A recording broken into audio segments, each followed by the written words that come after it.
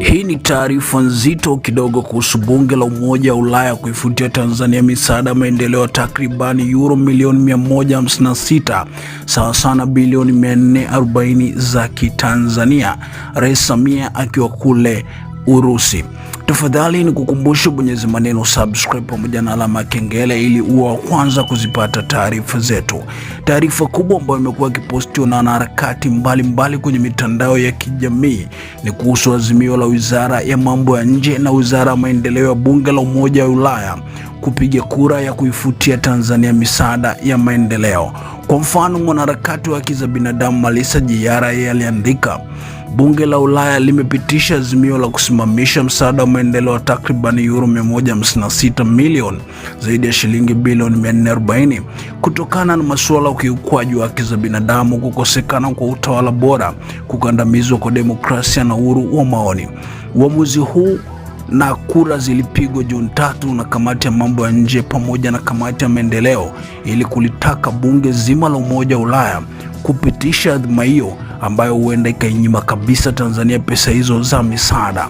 Ikumbukwe pesa hizo sio mikopo, bali ni pesa za misaada ambayo ilikuwa inasaidia maendeleo mbalimbali yakiwemo afya, elimu na mengine mengi. Na kamati ya bunge ilipiga kura hizo huku Mheshimiwa Rais Samia akiwa kule Urusi kwenye ziara ya kikazi. Now, the vote is on the European Parliament resolution on the draft Commission implementing decision on the financing of the annual action plan in favor of the United Republic of Tanzania for 2026. I understand that this is only one vote. It's a roll call vote and I now open the vote. Baada ya hayo sasa, serikali ya Tanzania nayo imetoa taarifa na kujibu kuhusu hatua hizo za Umoja wa Bunge la Ulaya, ambapo Tanzania kupitia Wizara ya Mambo ya Nje ya nchi imetoa taarifa kwa umma iliyoandikwa na kwenda kuinukuu kwako. Kura ya kamati ya Bunge la Ulaya kuhusu mipango na ushirikiano wa maendeleo kati ya Umoja wa Ulaya na Tanzania. Wizara ya Mambo ya Nje na Ushirikiano wa Afrika Mashariki imepokea taarifa kuhusu kura iliyopigwa leo na kamati ya maendeleo ya nje ya Bunge la Ulaya kwa pamoja na kamati ya maendeleo kuhusu mapendekezo yanayohusiana na mpango wa ushirikiano wa maendeleo wa mwaka 2025 kati ya Jamhuri ya Muungano wa Tanzania na Umoja wa Ulaya. Katika kura hiyo, mapendekezo hayo yalipitishwa katika ngazi ya kamati kwa kura 81 za kuunga mkono, kura 1 ya kupinga na kura 4 za kutokuwa na msimamo. Kufuatia hayo, wizara inapenda kutoa ufafanuzi ufuatao. Kwanza, kura ya leo ni sehemu ya taratibu za ndani za Bunge la Ulaya za kufanya maamuzi. Katika hatua hii ni kamati ya mambo ya nje na kamati ya maendeleo pekee zilizojadili na kupiga kura mapendekezo yanayohusu Tanzania. Pili, mchakato huo bado haujakamilika. Kwa mujibu wa taratibu za Bunge la Ulaya, mapendekezo yaliyopitishwa katika ngazi ya kamati yanapaswa kuwasilishwa kwenye kikao cha bunge zima la Ulaya linalojumuisha zaidi ya wabunge 700 kwa ajili ya mjadala na uamuzi.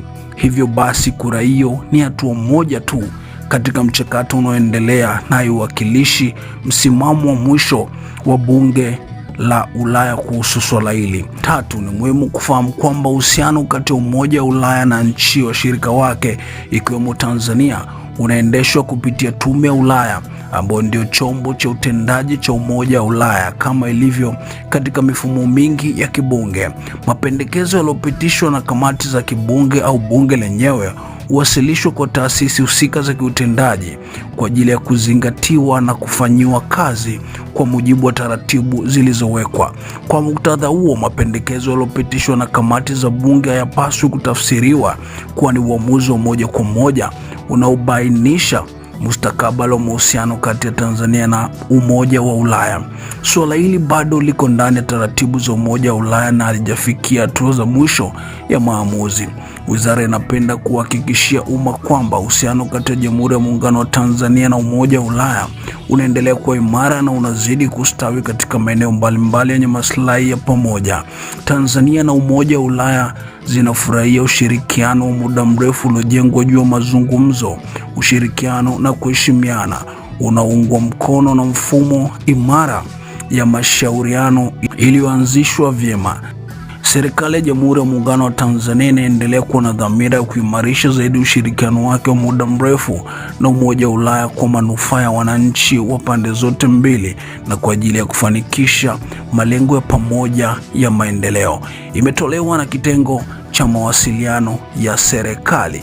Ni taarifa ambayo imeweza kutolewa na Wizara ya Mambo ya Nje na Ushirikiano wa Afrika Mashariki wakijibu kuhusiana na kura ambazo zilipigwa na Kamati ya Mambo ya Nje, lakini pia Kamati ya Maendeleo ya Bunge la Ulaya kuitaka Bunge la Ulaya kupitisha mswada wa kuifutia Tanzania misaada ya kimaendeleo. Je, yapi maoni yako? Tuachie komenti yako hapa chini na sisi tutasoma. Hakikisha umesubscribe, comment, like na kushare. Mseto Media, we connect everywhere.